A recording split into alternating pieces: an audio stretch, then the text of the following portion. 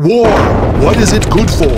On July 30th, 1932, Albert Einstein, acting on behalf of the League of Nations, wrote an open letter to Sigmund Freud asking for his expert opinion as a psychologist on the urgent question, is there any way of delivering mankind from the menace of war, from the psychoses of hate and destructiveness? Freud responded in a long letter in which he basically says, well, in my expert opinion, hate and destructiveness are not really psychoses at all. They're human nature. The secret, innermost craving of every living organism, according to Freud, is to return to its inorganic origins. Deep, deep in the recesses of the psyche, a death drive, a suicidal impulse, collides with an equally fundamental pleasure principle, a raw desire for life and for fruitfulness through self-reproduction. What happens to the death drive as a result of its collision with the instinct to live?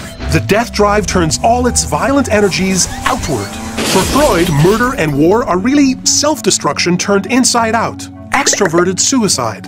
Thanks to this controversial theory, Freud's associate, Alfred Adler, noticed the same dynamic at work in inferiority complexes. If someone suffers from low self-esteem, what does he do? He overcompensates in the other direction. The worst bully in the class is often the kid with the lowest self-esteem. The most ruthless critic of other people's flaws is the person most anxious about his own flaws. Which, by the way, goes very well with what the Baal Shem Tov, the founding father of Chassidut, taught about the soul's desire to maintain itself in a state of righteousness. According to the Hasidic psychology of the Baal Shem Tov, the first step towards moral decency is to realize that every time you feel a need to criticize someone for his moral flaws, you feel this because you need to criticize yourself. The person you feel a need to criticize is like a mirror, in which you're basically seeing your own moral flaws. Which doesn't mean that when you feel this desire, you should go ahead with criticizing someone so that it'll help you to criticize yourself. No, the other person is just the opportunity to look in the mirror at your own flaws. And the number of flaws you see in others is actually a scale by which you can gauge your own moral standing.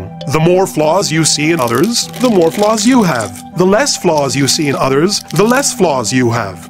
So that a perfectly moral person, a tzaddik, actually never sees bad in anyone. And not just because a tzaddik has a gracious heart that judges everyone favorably. It's actually thanks to divine providence that nothing reprehensible comes his way. Every single bad thing you come across in someone else's behavior is there for your eyes only, so that you can take the opportunity to examine your own flaws.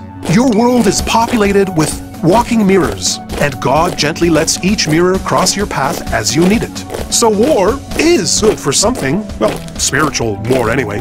The world is a great emotional war zone. The enemy hides within you, thickly camouflaged by a flattering image of yourself. But God provides mirrors to place the enemy in plain sight. And the more successful each one of us is in neutralizing the enemy within, the closer we get to that era for which Albert Einstein yearned as much as did the prophet Isaiah, in which every sword has been beaten into a plowshare, and every mirror has been melted down to glass, through which the light of the divine shines brightly.